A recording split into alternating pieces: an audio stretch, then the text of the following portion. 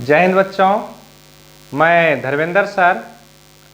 आज के इस सेशन में हम बात करने वाले हैं कक्षा 10वीं गणित, जो हम समांतर से डी पढ़ रहे थे, जो चैप्टर 5वां है। और आज इसका हम प्रश्नावली करने वाले हैं, यानी कि एक्सरसाइज का करने वाले हैं 5.1 करने वाले हैं।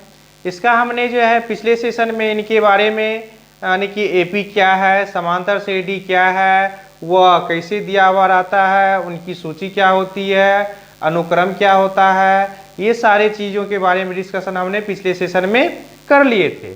आज के इस सेशन में हम इनका एक्सरसाइज करने वाले हैं। तो चलिए अब हम स्टार्ट करते हैं। करा है निम्नलिखित स्थितियों में से किन स्थितियों में संबंध संख्याओं की सूची एपी है और क्यों है। मतलब यहाँ पे हमें कुछ क्वेश्चन दिया हुआ है और इस क्वेश्चन के बारे में कह रहा है क्या कि ये बताइए, ये क्वेश्चन जो है इससे जो हमें सूची बनेगा क्या एपी बनेगा, मतलब समांतर से डी में बनेगा। अगर वह समांतर से डी में बन रहा है तो फिर वह क्यों बन रहा है, ये हमें दिखाना है। तो चलिए अब देखते हैं सवाल में क्या रहा है। कह रहा है क्या कि प्रत्येक किलोमीटर के बाद का टैक्सी का किराया, जबकि प्रथम किलोमीटर के लिए किराया 15 रुपया और प्रत्येक अतिरिक्त किलोमीटर के लिए किराया 8 रुपया देना पड़ता है। मतलब कहने का अर्थ है क्या कि एक टैक्सी है और उससे जब हम सफ़र करते हैं तो अगर हम 1 किलोमीटर जाते हैं, यानी कि पहला किलोमीटर जो दूरी होता है, जैसे मान लीजिए यहाँ से यहाँ हमें 5 किलोमीटर या 4 किलोमीटर, यहाँ से यहाँ की दूरी 4 किलोमीटर है, ठीक है। यहाँ से यहाँ 1 हो गया, यहाँ से 2 हो गया, यहाँ 3 हो गया और यहाँ मान लीजिए 4 हो गया, ठीक है। अब यहाँ से यहाँ तक जो 4 किलोमीटर की दूरी है, तो वो एक ऐसा बंदा है जो टैक्सी से सफ़र कर रहा है। और सफ़र जब कर रहा है तो वह जब पहला किलोमीटर जाता है यहाँ से यहाँ तक, तो उसके लिए आपको 15 रुपया देना पड़ता है। यहाँ पे इनको 15 रुपया देना पड़ता है, ठीक है। फिर अगला दूरी जब वह जाता है, यानी कि दूसरा किलोमीटर जब वह कहता है गाड़ी वाले को जाने के लिए, तो वह कहता है क्या कि हमें 15 रुपया भी चाहिए और फिर 8 रुपया और चाहिए, मतलब 15 प्लस 8 रुपया चाहिए।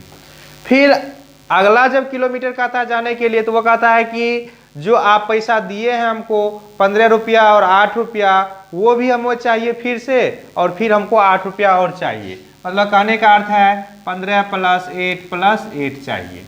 फिर अगला किलोमीटर जब जाता है तो वो कहता है कि हमको 15 रुपया चाहिए, फिर 8 चाहिए, फिर 8 चाहिए और फिर 8 और चाहिए।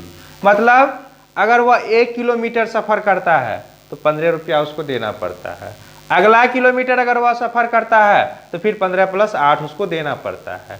तो अब इसको जो है ना हमें क्या करना है, एपी पे करके देखना है कि यह सही में एपी बन रहा है कि नहीं बन रहा है। तो चलिए, तो पहला किलोमीटर यहाँ से हम हल करते हैं। तो प्रथम के लिए कितना हो जाएगा, 15 हो जाएगा। फिर दूसरा क्या हो जाएगा, 15 प्लस 8 हो जाएगा। तीसरा अगर हम निकालेंगे तो 15 प्लस 8 हो जाएगा। फिर चौथा निकालिएगा तो 15 प्लस 8 इसी तरह आगे भी आपको निकलते जाएगा। अब इसको हल करके हम देखते हैं कि यह एपी बनता है कि नहीं बनता है। तो चलिए देख लेते हैं। यहाँ पे तो यह 15 हो गया, 15 8 कितना हो जाएगा, 8 5 13 3 हासिल 1 1 1 2 23 हो गया। यहाँ पे 8 8 16 16 5 21 हासिल बचा 2 2 1 3 हो गया। यहाँ पे 8 8 16 16 8 24 24 5 29 2 1 3 हो गया, 39 हो गया। इस तरह तो आगे बनते जाएगा। अब इसको जांच करने के लिए क्या बताए थे आपको कि दूसरे पद में से पहले पद को घटाइएगा, तीसरे पद में से दूसरे पद को घटाइएगा, चौथे पद में से तीसरे पद को घटाइएगा, और सभी का अंतर अगर हमको समान आता है तो वह एपी होता है, अगर समान नहीं आता है तो वह एपी नहीं होता है। तो यहाँ पर इसको मान लेते हैं A1 बराबर 15, A2 बराबर 23, A3 बराबर 31, A4 बराबर 39। तो इसको डी निकालना है, क्योंकि क्या बताए थे आपको, सर्व अंतर निकालना है। सर्व अंतर को क्या बोलते हैं, तो डी बोलते हैं। तो डी बराबर हो जाएगा A2 माइनस A1 बराबर 23 माइनस 15 घट के कितना बच जाएगा, 8 बच जाएगा। फिर A3 माइनस A2 31 माइनस 23 बराबर क्या हो जाएगा, 8 हो जाएगा। फिर है A4 माइनस A3 बराबर 39 माइनस 31 बराबर 8 हो रहा है। मतलब सबों में क्या आ रहा है, 8 आ रहा है। और यहाँ देखने से भी हमें पता चलता है क्या कि कह रहा हुआ 8, मतलब प्रत्येक किलोमीटर के लिए उन्हें 8 रुपया देना पड़ता है। तो इससे भी हमें पता चल रहा है, लेकिन हमें हल करने के लिए कहा था तो हमें हल करके दिखा देना है। अब यह लिखेंगे क्या, अतः यह AP में है, लिख दीजिए अतः यह AP में है। और कह रहा है कि क्यों AP में है, तो लिखेंगे क्योंकि इसका क्या है, सार्व अंतर समान है, बस हो गया, इतना ही करना था। चलिए अब इसका नेक्स्ट सवाल देखते हैं।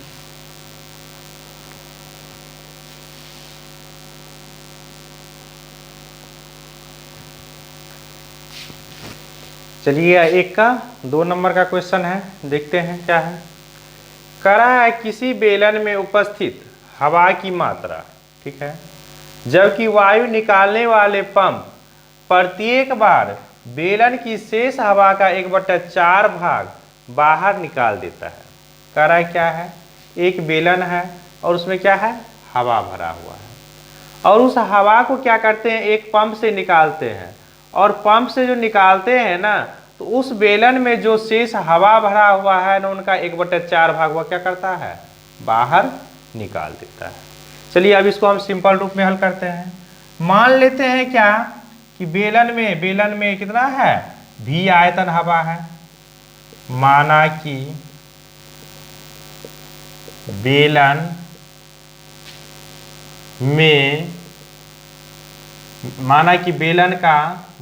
का आयतन V यानी कि हवा है। मान लेते हैं यानी कि वो जो हवा जो है वो क्या है, बेलन का आयतन ही है, V है। अब क्या कहता है कि वह V में से प्रत्येक बार क्या करता है, 1/4 भाग निकालता है, फिर शेष जो बचता है उसमें से फिर 1/4 भाग निकालता है, फिर उनका जो शेष बचता है फिर उनमें से 1/4 भाग निकाल लेता है। मतलब कहने का अर्थ है क्या, V माइनस V का 1/4 निकालना है। चलिए करके देख लेते हैं इसका कितना होता है।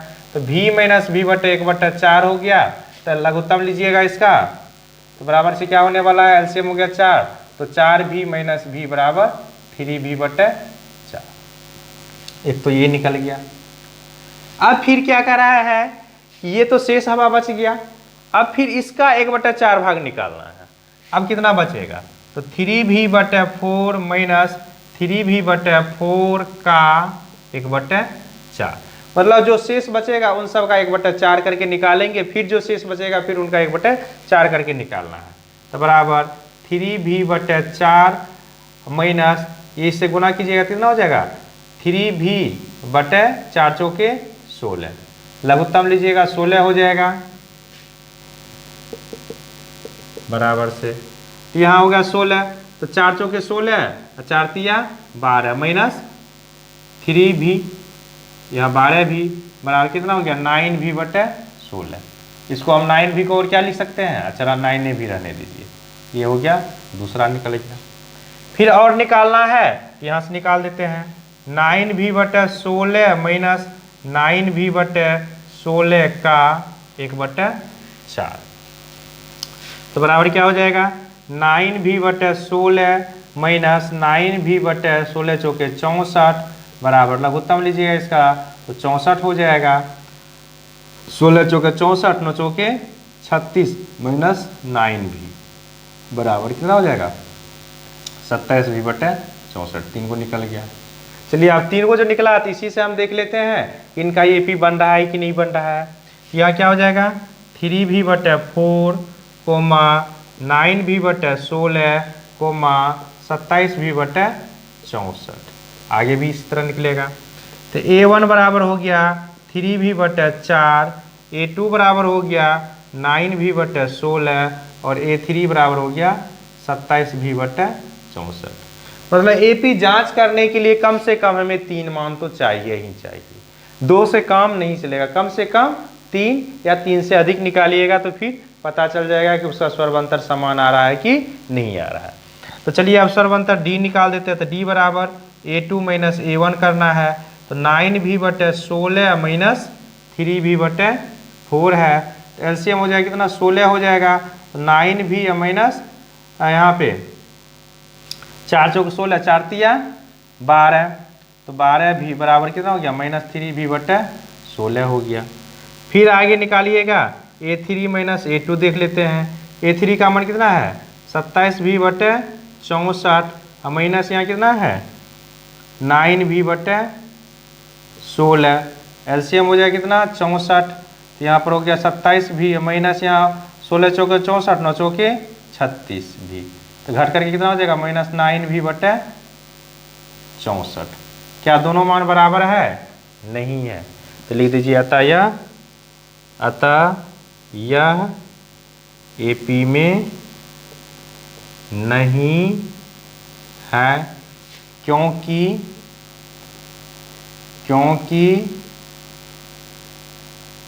सार्व अंतर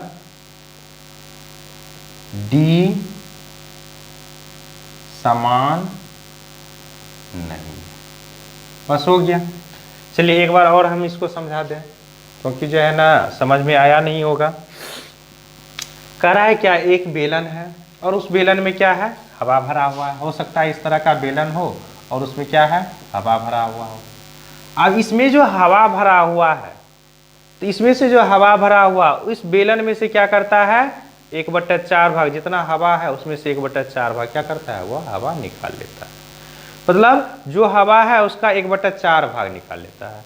तो मान लेते हैं भी हवा है, पूरा बेलन में कितना है, भी हवा भरा हुआ है, और भी का वह 1/4 निकालता है।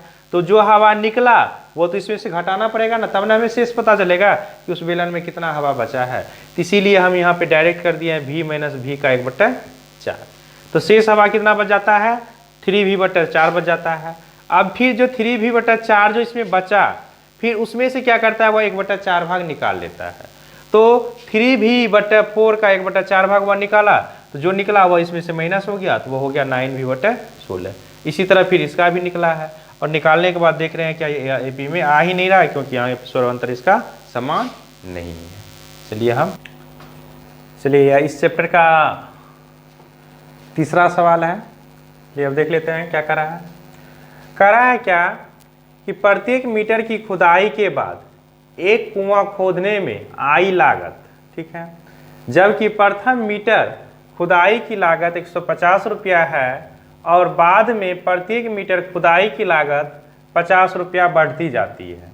मतलब इसको जो है ना एपी में जो हम कन्वर्ट करेंगे, तो यहाँ पे एक कुआं खोदना है, ठीक है, और वह कुआं जो खोदना है ना, तो वह कुआं जब प्रथम मीटर यानी कि पहला मीटर जब वह कुआं गड्ढा करता है, मान लीजिए यहाँ ये जमीन है, ये जमीन है और इसके नीचे वह गड्ढा करना शुरू किया, तो 1 मीटर जब वह गड्ढा किया ना, तो उनको 150 रुपया देना पड़ा, ठीक है। फिर जब वह दूसरा मीटर गड्ढा करता है, तो 150 रुपया तो वो तो लेगा ही लेगा, और उसमें उसको 50 रुपया और बढ़ाना पड़ता है, 50 रुपया और बढ़ाना पड़ता है, ये दूसरा मीटर के लिए। फिर जब वह तीसरा मीटर गड्ढा खोदता है, तो वह 50 रुपया भी लेगा, 150 रुपया भी लेगा, और फिर 50 रुपया और चाहिए उनको। इस तरह यानी कि इसी क्रम में उनका बढ़ते जा रहा है। तो अब इसको देखना है कि यह एपी में आता है कि नहीं आता है। तो चलिए यहाँ पर देख लेते हैं सॉल्यूशन। प्रथम मीटर में उनको कितना देना पड़ता है, 150 रुपया देना पड़ता है। दूसरा मीटर जब वह खोदता है तो 150 तो लेगा ही, और फिर 50 रुपया और उनको एक्स्ट्रा देना पड़ जाता है। फिर जब तीसरा मीटर खोदता है तो फिर 150, फिर 50 और फिर 50 रुपया और उनको देना पड़ता है। फिर अगर अगला मीटर वह अगर खोदता है तो 150 तो लेगा ही, फिर 50 रुपया बढ़ जाता है, 50 रुपया तो ये तो लेगा ही, जितना बाद तीसरा मीटर में लिया वो तो लेगा ही, और 50 रुपया फिर उनको एक्स्ट्रा देना पड़ता है। और इसी क्रम में जो है ना वह क्या होता है, आगे बढ़ते जाता है। तो आप इसको देख लीजिए या एपी में है कि नहीं है। या 150 हो गया, यहाँ हो गया 200, यहाँ हो गया 200, 5 5 10, 10 5 15 का 5 हासिल बच गया, 1 1 2, 250 हो गया। यहाँ हो जाएगा 5 5 10 5 15 15 5 20 0 हासिल बच गया 2 2 1 3, 300। इस तरह आगे बढ़ते जाएगा। आप देखते हैं कि यह एपी में दर्शाता है कि नहीं है। और ऐसे भी हमें लग रहा है क्या कि जो है ना सब में कितना कितना का वृद्धि होते गया है, 50-50 का वृद्धि होते गया है। तो ये तो एपी में बनेगा ही। तो ए बराबर हो जाएगा कितना, 150 हो गया। A1 बराबर, A2 बराबर हो गया कितना, 200 हो गया। A3 बराबर क्या हो जाएगा, 250 हो जाएगा। A4 बराबर क्या हो जाएगा, 300 हो जाएगा। तो D निकाल दीजिए। तो 200 माइनस 150 यानी कि A2 माइनस A1 कर दीजिए। तो कितना हो गया, 50 हो गया। फिर D बराबर A3 माइनस A2 बराबर, A3 का मान कितना है, 250 माइनस 200 बराबर 50 आ गया। फिर D बराबर A4 माइनस A3 कर दीजिए। तो कितना हो जाएगा, 300 और माइनस 250 बराबर 50। अब देख रहे हैं सब में D का मान बराबर आ रहा है, तो इसका मतलब क्या है, यह AP में है। लिख दीजिए, अतः यह AP में है। क्यों है, क्योंकि पूछ रहा है कि जो है ना क्यों है, तो इसका लिखिए क्योंकि सर्व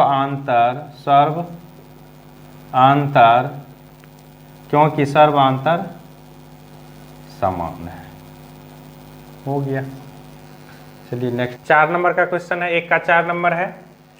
कह रहा है इसमें क्या कि खाते में प्रत्येक वर्ष का मिश्र धन, मतलब किसी व्यक्ति का खाता है और उसमें मिश्र धन मतलब प्रत्येक वर्ष उसके खाता में कितना मिश्र धन होता है। कह रहा जबकि 10,000 रुपये की राशि 8% वार्षिक, मतलब वह जो राशि है उनके खाता में 10,000 रुपया जमा है और उसको कितना मिलता है, 8% वार्षिक ब्याज मिलता है। दर से चक्रवृद्धि ब्याज पर जमा की जाती है। मतलब जो है यह 10,000 रुपया जो है ना, उनका जो खाता में जो 10,000 रुपया है उनका चक्रवृद्धि ब्याज जो मिलता है वह 8% मिलता है साल में एक बार, यानी कि प्रत्येक साल उनको 8% चक्रवृद्धि ब्याज मिलता है। तो ये जो चक्रवृद्धि ब्याज के साथ इसका जो मिश्रधन आता है, क्या वह एपी दर्शाता है, यही चीज को हमें दिखाना है। चलिए अब देख लेते हैं यहाँ पे। तो चक्रवृद्धि ब्याज में जो है ना मूलधन जो होता है उसको पी से डिनोट किया जाता है, पी से डिनोट करेंगे। तो पी बराबर क्या दे दिया है, 10,000 रुपया दे दिया है, 10,000 रुपया है। दर कितना है, दर को आर से डिनोट करते हैं, तो दर कितना है, 8% है। और समय जो है ना, तो प्रत्येक वर्ष का हमें निकालना है, तो समय को जो है ना टी से निरूपित किया जाता है, समय को जो है टी से निरूपित किया जाता है। तो हम पहले प्रथम वर्ष का निकालेंगे, फिर द्वितीय वर्ष का निकालेंगे, फिर तृतीय वर्ष का निकालेंगे और कम से कम 3 वर्ष का निकाल लेंगे। और 3 वर्ष का निकालने के बाद उसको देखेंगे कि यह एपी में आ रहा है कि नहीं आ रहा है। अगर एपी में आएगा तो लिख देंगे यह एपी में है, नहीं आएगा तो फिर लिख देंगे एपी में नहीं है। तो चलिए प्रथम वर्ष के लिए, प्रथम वर्ष के लिए तो क्या हो जाएगा, चक्रवृद्धि ब्याज बराबर प्रथम वर्ष के लिए तो P इंटू 1 प्लस R बटे 100 टू द पावर T, तो बराबर P का मान कितना है, 10,000 इंटू 1 प्लस R का मान कितना है, 8 बटे 100 और T का मान हो जाएगा 1। तो इसको हल कीजिएगा तो क्या हो जाएगा, 10,000 इंटू, इसको काटिएगा 4 से, 25 चौके 100, तो 1 प्लस 4 बटे 25, तो बराबर 10,000 गुने, इसका लघुत्तम लीजिएगा तो हो जाएगा 25 4 29, 29 बटे 25। काट दीजिए इसको, 25 चौके 100, 400, तो 400 गुना 29 कितना निकल जाएगा यार, 9 चौके 36, 6 हासिल बच जाएगा 3, 3 4 दूना 8 3 11, ठीक है। 9 चौके 36 को 6 हासिल बच गया 3, 4 दूना 8 3 11, 2 जीरो लगा दीजिए। दूसरे वर्ष का निकाल देते हैं, दूसरे वर्ष का, तो दूसरे वर्ष का क्या हो जाएगा, 10,000 इंटू 1 प्लस, सारा चीज तो इतना ही रहेगा, 29 बटे 25 तक तो एक ही आएगा मान, क्योंकि जो है ना सिर्फ क्या बदलेगा, समय बदलेगा। तो यहां पर हम लिख सकते हैं इसको गुने 29 बटे 25 पर पावर 2, दूसरे वर्ष का हो गया। पहले वर्ष का तो इतना आता ही है, 29/25 आता ही है, तो दूसरे वर्ष का पावर 2 लग जाएगा। तो यह हो जाएगा कितना, 10,000 गुना 29/25 गुना 29/25। इसको काटिएगा तो 25 चौके 100, 4 2 जीरो है, 2 जीरो लगा दीजिए। फिर 25 से काटिएगा तो 25 इकाई 400 कट जाएगा, 25 से काटिएगा तो कितना हो जाएगा, 25 इकाई 25 बच जाएगा यहाँ पर कितना, 15, 25 छाके 150, 16 बार में। तो यहाँ हो गया कितना, तो 16 गुना 29 गुना 29। चलिए करके देख लेते हैं कितना होता है। तो पहले 29 गुना 29 कर दीजिए, 29 गुना 29 कर लेते हैं। 9 9 81 का 1 हासिल 8, 9 दूना 18 8 26, 9 दूना 18 का 8 हासिल 1, 2 दूना 4 1 5, 1 8 6 14 का 4 हासिल बच गया 1, 5 2 7 1 8, 41 गुना 16, 6 इकाई 6 6 चौके 4 हासिल बचा 2, 2 8 6 48 2 50, 1 4 8, 6 5 4 8 5 13, और कितना आ गया, 13 4 5 6 आ गया। चलिए तीसरे वर्ष का निकाल लीजिए। तीसरे वर्ष का तो बराबर इतना ही हो जाएगा, 10,000 गुना 29/25 पर पावर 3, तो बराबर 10,000 गुना 29/25 गुना 29/25 गुना 29/25। चलिए काट दीजिए इसको, 25 चौके 100, 400 हो गया। फिर 25 से काटिएगा तो यहाँ हो जाएगा कितना, 16 हो जाएगा। तो 16 गुना 29 गुना 29 किए थे तो इतना आया था। अब इसको कर दीजिए किससे, 29 से गुना कर दीजिए। तो 9 6 54 के 4 हासिल बचा 5, या नहीं भी गुना कीजिएगा तो इतना भी रख करके जो है ना आप इनका जो है देख सकते हैं। यहाँ पे इसका आ रहा है कितना, 10,000 गुना 29/25 का क्यूब, 10,000 गुना 29/25 का स्क्वायर और 10,000 गुना 29/25 आ रहा है। तो हम गुना नहीं भी करेंगे तो हम यहाँ से भी चेक कर सकते हैं। तो चलिए आप गुना जब कर दिए तो गुना करिए लीजिए। 9 6 के 54 के 4 हासिल बच गया 5,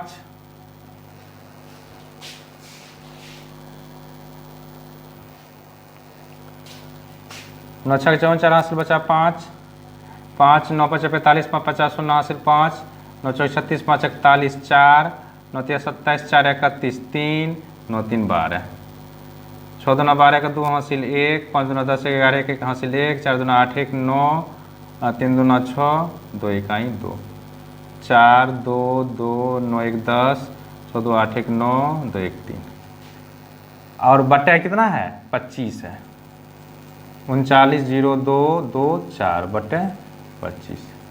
अब इसको जब निकालिएगा तो इसका जो है ना मान बराबर नहीं आएगा। यहीं पे घटा करके देख लीजिए। इसको जब घटाइएगा इसमें तो कितना हो जाएगा, 6 5 और 14 में से 6 जाएगा तो 8 हो जाएगा। 6 5 8 यहाँ बच जाएगा 12, 6 चला गया, यहाँ बच जाएगा 2 में से 1 गया 1 1, इतना आ जाएगा। अब फिर इसको इसमें घटाइएगा तो फिर इतना आएगा ही नहीं, तो इसलिए यह क्या होगा, एपी में नहीं होगा। लिख देंगे अतः यह एपी में नहीं है। और इसको जब लिखिएगा तो कैसे लिखिएगा, तो लिखना है 10,000 इंटू 1 + 8/100 कोमा 10,000 इंटू 1 + 8/100 का स्क्वायर कोमा 10,000 इंटू 1 + 8/100 का क्यूब। इस रूप में इसको लिखिएगा। इसको इसमें घटाइएगा, फिर इसको इसमें घटाइएगा, दोनों का मान बराबर नहीं आएगा। इतना तो हम हल कर दिए, लेकिन इतना हल करने का जरूरत नहीं है। बस इसी रूप में लिखेंगे, लिख करके बस दे देंगे कि यह एपी में नहीं है। चलिए यह आपका इस चैप्टर का 2 नंबर का सवाल है। और 2 नंबर के सवाल में कह रहा है क्या कि दी गई एपी के प्रथम 4 है, या 4 दी गई एपी के प्रथम 4 पद लिखिए जबकि प्रथम पद ए और सर्वांतर डी निम्नलिखित है। मतलब ये जो सवाल दिया गया है ना, इस सवाल में सभी का प्रथम पद और सर्वांतर हमको दिया हुआ है, ठीक है। और इसका जो है ना हमें 4 पद लिखना है, मतलब एक पद तो हमको दिया हुआ ही है और इसका जो है 4 पद और लिखना है। और यह लिखने के लिए आप लोगों को जो है इससे पहले बेसिक में भी बताए थे कि जब हमको पद कहेगा लिखने के लिए तो पद लिखना जो है क्या हो जाता है, बहुत ही आसान हो जाता है। और एपी में हम कैसे लिखते हैं, तो चलिए एक ठो आपको जो है ना पहले ऊपर में यानी कि सोल्यूशन तो हम करेंगे ही, और सोल्यूशन करने से पहले आपको जो है ना ऊपर में ही एक आपको बता देते हैं कि एपी जो होता है वह जब इसको हम लिखेंगे, जब हमको सर्वांतर दिया हुआ रहे और प्रथम पद जब दिया हुआ रहता है तो इसका लिखने का तरीका क्या है, एपी में कब बनता है। तो एपी में पहला हो जाता है आपको ए, दूसरा हो जाता है आपको ए प्लस 2d, सॉरी ए प्लस डी, दूसरा पद हो जाता है ए प्लस डी, तीसरा हो जाता है ए प्लस 2d, चौथा हो जाता है ए प्लस 3d, पांचवा हो जाता है ए प्लस 4d, छठा हो जाता है ए प्लस 5d, इसी तरह डॉट डॉट करके आगे आपको बढ़ते चला जाता है। मतलब कहने का अर्थ यह है क्या कि इसको अगर आप ट्रिक के रूप में सीखना है, आपको याद रखने के यानी कि अगर आप इसको याद रखना चाहते हैं कि यह एपी में कैसे हम समझेंगे कि यह एपी में है कि नहीं है, या एपी में हम इनको कन्वर्ट करना चाह रहे हैं और मान जब हमको दिया हुआ रहता है, ए का मान दिया रहता है और डी का मान जब हमको दिया रहता है और उसको जब एपी में कन्वर्ट करना चाह रहे हैं, तो उसके लिए ट्रिक यही है क्या कि जब हम ए और डी को जोड़ते हैं, ए और डी को जोड़ते हैं तो पहले में तो ए डी तो जोड़ना नहीं है, पहला पद में पहला पद तो जो रहेगा वही होगा। उसके बाद आगे जब जोड़ेंगे दूसरा पद जो जब निकालेंगे तो सिर्फ क्या करना है, ए में डी को जोड़ देना है। तीसरा पद में क्या करना है, 2 बढ़ा देना, डी में 2 को बढ़ा देना, मतलब 2 से डी को गुना कर देना है। चौथा में क्या करना है, 3 से डी को गुना कर देना है। पांचवा में क्या करना है, 4 से डी को, मतलब जो जो आगे वाला पद आएगा, अगर पांचवा पद निकालना है तो डी में हमें 4 से गुना करना है, छठा पद अगर निकालना है तो डी में हमें 5 से गुना करना है, और ए का मान जो रहेगा वही रहेगा। चलिए अब हम इनका निकाल देते हैं मान। तो यहाँ तो ए बराबर तो दिया हुआ है कितना, 10 है, और डी बराबर भी क्या दिया है, 10 है। तो पहला पद यानी कि a1 बराबर हो गया आपको 10, दूसरा पद a2 निकालिएगा तो a प्लस डी हो जाता है, तो a का मान है 10 प्लस 10 तो बराबर हो गया 20। उसके बाद तीसरा पद या 1 नंबर के लिए है, या पहला नंबर का हल कर रहे हैं हम। उसके बाद a3 निकालिएगा तो a प्लस क्या है 2d है, तो a प्लस 2d, तो a का मान कितना है 10 प्लस 2 गुना d का मान भी है 10, तो यहाँ हल कर लीजिए। 10 प्लस 10 गुना 20 बराबर क्या हो गया 30। फिर a4 a प्लस 3d, तो a का मान कितना है 10 प्लस 3 गुना 10, तो बराबर हो गया कितना 10 प्लस 10 दिया 30 बराबर हो गया 40। फिर a5 निकालिएगा तो a जोड़ 4d, तो 10 प्लस 10 गुना 4, तो बराबर यहाँ क्या हो जाएगा 10 प्लस 10 हो गया 40 बराबर हो गया कितना 50 हो गया। तो यह AP यहाँ पे बन गया, क्या हो गया पहला 10 20 30 40 50। हमको 4 गो मान करा था, 4 गो पद लिखने के लिए, तो 4 गो पद लिख दिए, एगो पद हमको दिया हुआ है ये है। चलिए आप दूसरा नंबर का लेते हैं। दूसरा नंबर में क्या दिया हुआ है, a बराबर दिया है -2 और d बराबर कुछ नहीं 0 दिया हुआ। तो इसका जो भी मान होगा वह जो a का मान है वही आपको आते चला जाएगा। तो चलिए इसका जब लिखिएगा प्रथम पद a1 बराबर a बराबर हो गया 2, a2 बराबर a प्लस d बराबर क्या होगा, a का मान -2 प्लस 0 बराबर हो जाएगा -2, a3 बराबर a प्लस 2d तो बराबर -2 प्लस 0 गुना 2 बराबर -2a रह जाएगा। a4 बराबर a प्लस 3d तो बराबर -2 गुना 0 गुना 3 बराबर -2। a5 बराबर a प्लस 4d बराबर -2 प्लस 0 गुना 3 बराबर क्या हो जाएगा -2। तो मतलब सभी का मान क्या आ रहा है आपको -2 ही आ रहा है नहीं। तो यहाँ पर लिखिएगा, इसको AP में लिख दीजिए। तो AP में हो गया क्या -2 -2 -2 -2 -2 मतलब जो भी इसका मान आएगा वह सारा क्या आएगा, -2 में ही आएगा। चलिए अब 3 नंबर का देख लेते हैं। 3 नंबर में क्या है, तो a बराबर दिया हुआ है 4 और d बराबर दिया हुआ है -3। तो यहाँ पे प्रथम पद a1 बराबर a बराबर 4 हो गया, a2 बराबर दूसरा पद है a2, दूसरे पद को a2 से डिनोट करते हैं तो a प्लस d हो गया। तो a का मान है 4 और प्लस -3 तो बराबर हो जाएगा 4 - 3 बराबर हो गया 1। फिर है a3 बराबर a प्लस 2d तो बराबर 4 प्लस 2 गुना -3 बराबर 4 प्लस माइनस 6 बराबर -2। उसके बाद a4 बराबर a प्लस 3d तो बराबर 4 प्लस 3 गुना -3 तो बराबर हो जाएगा कितना, 4 - 3 या 9 बराबर -5। उसके बाद a5 बराबर 4 प्लस 4 गुना -3 तो बराबर 4 - 12 बराबर -8। तो यह AP में आ गया। AP क्या क्या हो गया, 4 1 -2 -5 -8, 4 को पद निकल गया। चलिए 2 सवाल को और। चलिए 4 नंबर का है, a बराबर -1 और d बराबर 1/2 दिया हुआ है। तो a1 बराबर 1, a बराबर हो गया -1, a2 बराबर a प्लस d। तो a का मान है -1 प्लस 1/2, एलसीएम लीजिएगा 2 हो जाएगा, -2 प्लस 1 बराबर -1/2 हो गया। a3 बराबर a प्लस 2d तो बराबर -1 प्लस 2 गुना 1/2, 2 से 2 कट गया तो -1 प्लस 1 बराबर हो गया 0। a4 बराबर a प्लस 3d तो -1 प्लस 3 गुना 1/2 तो लघुत्तम लीजिएगा 2 हो जाएगा, -2 प्लस 3 तो बराबर क्या हो जाएगा 1/2। a5 बराबर a जोड़ 4d तो a का मान है -1 प्लस 4 गुना 1/2, 2 से 2 कट गया, 2 दूना 4 बराबर -1 प्लस 2 बराबर 1। तो ये हो गया आपका AP।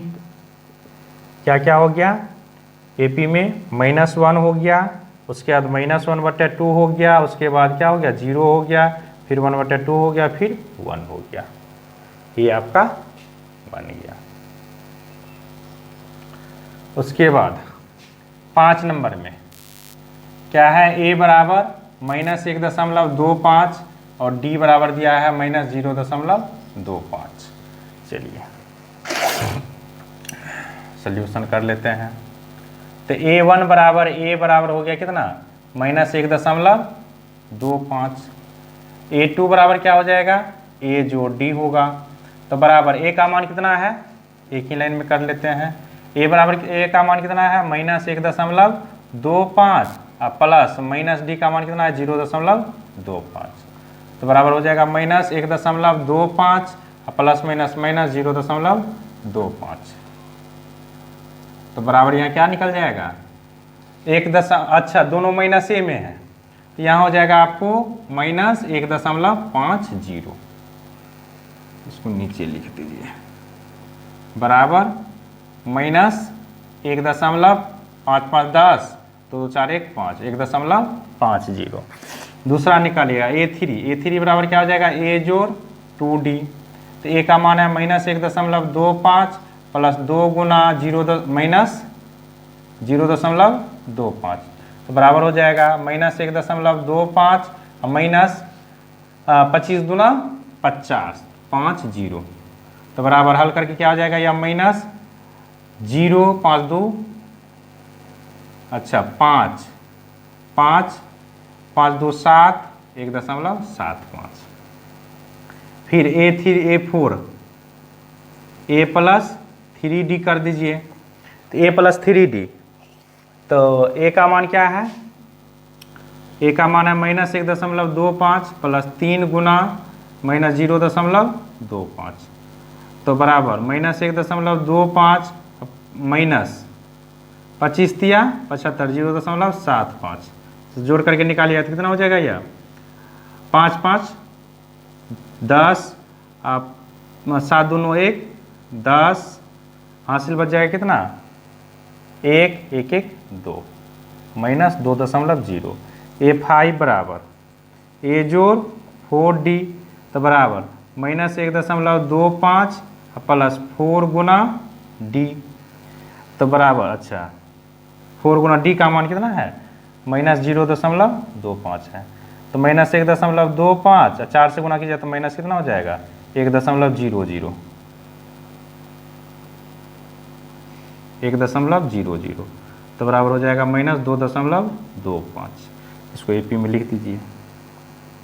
क्या क्या आ गया है प्रथम पद है क्या माइनस 1.25 है दूसरा पद आ गया कितना माइनस 1.50 तीसरा पद आ गया कितना माइनस 1.75 चौथा पद आ गया कितना माइनस 2.00 पाँचवा पद क्या आ गया माइनस 2.25 इसी तरह आगे आपका निकलेगा। यह 2 नंबर तक आपका सवाल कंप्लीट। चलिए इस सवाल में कह रहा है आपको या इस चैप्टर का 3 नंबर का सवाल है इस चैप्टर का तीसरा सवाल है। कह रहा है क्या निम्नलिखित में से प्रत्येक एपी के लिए प्रथम पद तथा सर्वांतर लिखिए। मतलब बहुत ही सिंपल है इसका जो प्रथम पद है वो लिख देना है और सर्वांतर निकाल करके लिख देना है।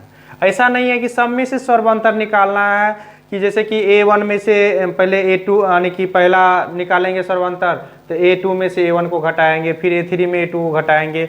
सब करना जरूरी नहीं है क्योंकि हमको कह रहा है कि यह AP में है। जब वह रहेगा कि जांच कीजिए कि इसमें से कौन कौन AP में है तब जाकर के वहाँ पे सभी में से कम 3 ठो जो है ना हमको यानी कि सर्वांतर निकाल करके चेक करना है कि कम से कम 3 बार करके। 2 बार करेंगे तो 2 बार से तो पता नहीं चलता है या 2 बार में भी पता यानी कि उतना क्लियर नहीं हो पाता है लेकिन 3 ठो जब हम निकाल लेते हैं सर्वांतर तो उससे पता चल जाता है कि इसका मतलब सबका जो है ना सर्वांतर बराबर ही होगा। लेकिन ऐसा नहीं है कि सब बराबरे होगा ऐसा भी जरूरी नहीं है तो वहाँ पे हमें सब में से करके देखना पड़ेगा कि सर्वांतर इसका समान है कि नहीं है या एपी में है कि नहीं है। लेकिन यहाँ हमको कह रहा है क्या कि निम्नलिखित में से प्रत्येक एपी के लिए प्रथम पद तथा सर्वांतर लिखिए। बहुत ही सिंपल है चलिए लिखते चले जाते हैं हम। सॉल्यूशन 1 नंबर के लिए तो A बराबर क्या हो जाएगा यहाँ पर 3 हो जाएगा और D बराबर क्या हो जाएगा 1 माइनस 3 बराबर -2 हो गया। बस ये आंसर हो गया इसका। फिर इसमें सॉल्यूशन A बराबर क्या हो जाएगा -5 हो जाएगा और D बराबर क्या हो जाएगा -1 और -5 तो बराबर -1 माइनस +5 बराबर क्या हो गया 4 हो गया। ये हो गया इसका आंसर। इसमें सॉल्यूशन A बराबर क्या हो जाएगा 1/3 हो जाएगा D बराबर क्या हो जाएगा 5/3 या -1/3 एलसीएम लीजिएगा 3 हो जाएगा तो 5 - 1 तो बराबर क्या हो जाएगा 4/3 आंसर। इसमें सॉल्यूशन A बराबर क्या हो जाएगा -0.6 और D बराबर क्या हो जाएगा 1.7 - 0.6 तो बराबर हो जाएगा 1.1। ये हो गया आपका निकल गया। बहुत ही ये सिंपल था निकालना बहुत ही आसान भी था निकालना। ठीक है अब इसका जो है दूसरे लेक्चर में हम इनका 4 नंबर का जो सवाल बचा हुआ है वो सारा सवाल दूसरे लेक्चर में हम कर लेंगे।